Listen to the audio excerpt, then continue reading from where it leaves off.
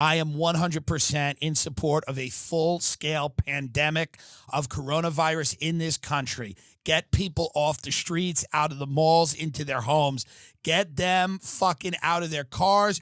Close the schools and make the kids shoot their families and not each other. I think it would be a great change of pace in this country for a worldwide flu-like pandemic to hit. I'm in support of it. I look at the cases every day and I get angry there's not more. Everybody go in their house and start a podcast. That's it. There will be nothing left. The economy will collapse. Everybody will come either a podcaster or a cam girl or boy. And you'll either diddle yourself on camera or you'll yell into a microphone. And that's how this society should appropriately disintegrate. With everybody sitting in front of a green screen. Ben and me have talked about this. This is how it ends. Everybody back into the house, in front of the green screen, live streaming and broadcasting. That's it. And just delivery people that brave the elements to deliver us our poke bowls and our General Tao's chicken. That's it. That's exactly how the American experiment should end. With everybody in their home, ordering roadcasters and microphones and headphones from Amazon, have them being delivered by drone and live streaming and deciding who's responsible for the pandemic. Is it Jews?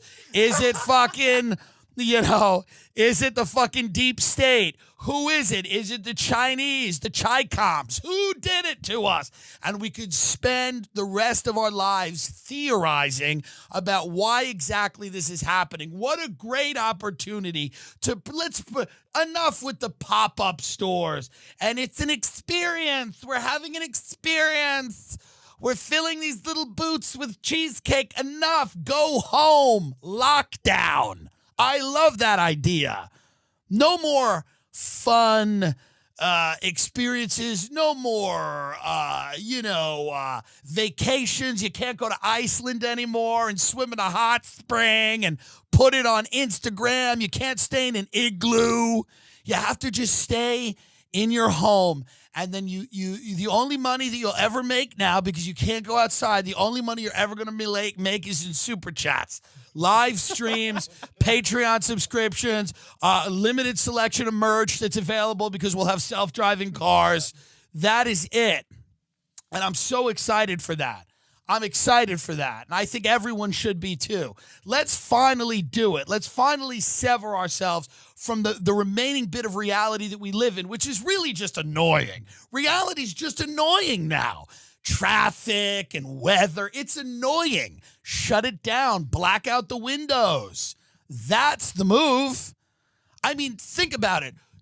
So much of what we do now is online. So much of who we are, we're just creatures that respond to stimuli that's delivered to us through our devices.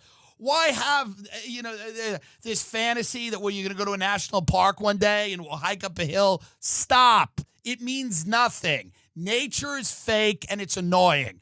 Go into the darkness and stay there.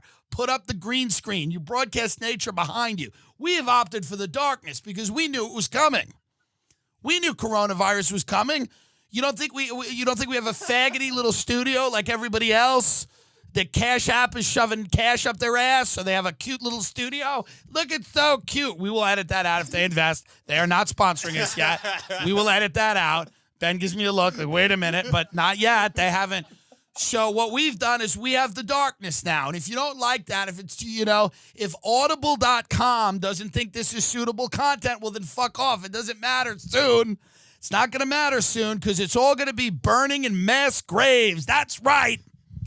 I hope. I'm only nervous. I get very nervous that this is actually being hyped and inflated by the media and that none of the, ideations in my head will come true. I hope that that's not the case, but there is an argument to be made that actually maybe the media is hyping this up and this is more of a flu and that people that don't have already compromised immune systems, i.e., not the elderly or children, probably won't be that affected by it. That would be the worst case scenario. The best case scenario is within 2 to 3 months, we're starting to see lockdowns. We're starting to see travel bans. We're starting to see schools closed, governments closed. You see a little civil unrest on the edges, on the margins, a couple of Molotovs through the window. Nothing coordinated yet because we need time. And then, it becomes like The Stand, the Stephen King miniseries, which I enjoyed with my father in the 90s, The Stand. We watched it every night. And my father looked at me when I was a child and he said, son, this will happen one day. He was great. He was really good at his job at parenting. He said to me, I was a child, I was like 8 or 9 watching this, and he goes, this is what's going to happen.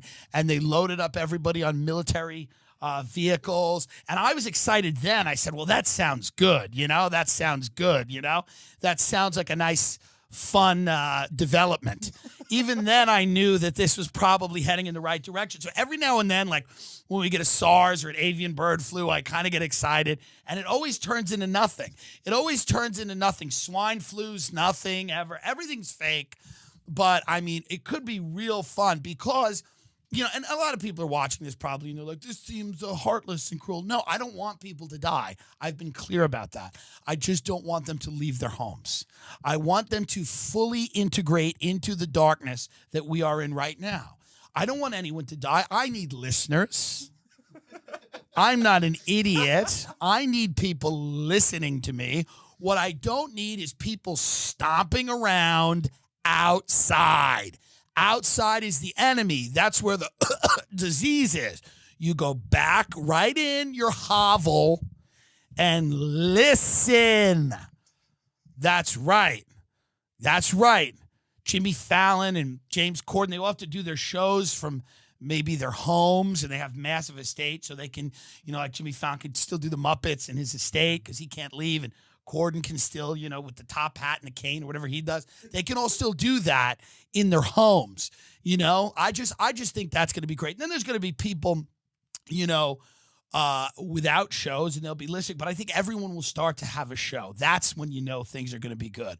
When everyone that you've ever met is sitting at their kitchen table eating cereal in front of a green screen and just ranting. And I mean, they haven't showered in days.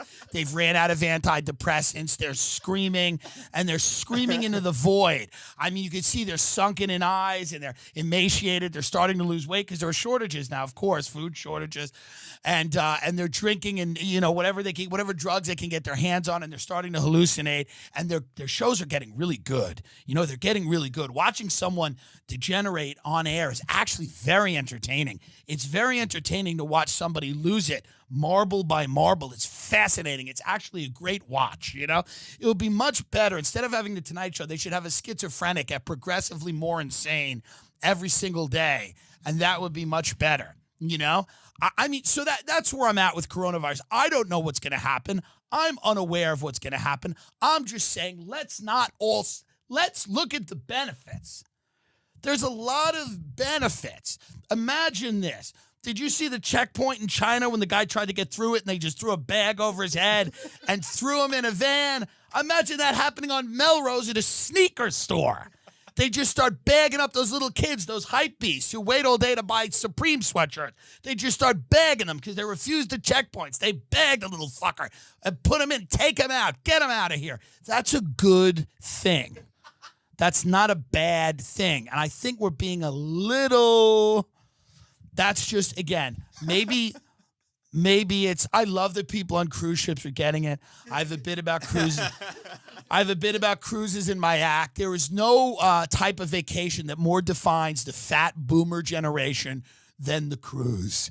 A disgusting floating toilet where fat, privileged pigs can sit and eat and drink and gorge themselves for days and then show up to another fucking island where people used to live before they were cleared out by Carnival and Royal Caribbean and they show up and they just get out and they walk their 400-pound asses around and they buy magnets and fake jewelry and they fucking eat Taco Bell quesadillas and they think they're having a cultural experience. There's nothing more quintessentially American than pulling up to an impoverished third world country in a floating country. I mean, pulling up where there's 60 chefs on some of these boats. 60 chefs. You're pulling up to a country with one doctor, and it's a witch doctor. It's not even a real doctor. It's somebody who waves fucking, ferns at you when you're sick.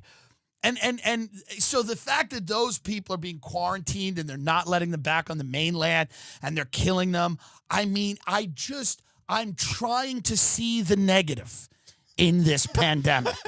I've been trying to see it. I've been trying to see the negative in this pandemic all week. I have people calling me concerned. They're like, somebody called me. I swear to God, my aunt called me. She goes, this is horrible. What if you can't do stand-up comedy anymore and you just have to do your podcast from your house? I went, oh, yeah, baby. Oh, I don't have to walk into a mall and entertain people choking on chicken fingers? No. That's crazy. I just get to communicate with my fans and never see, hear, or touch them? Wow! That does sound like a horror. What a nightmare. Bring on the bubonic plague. Bring it on.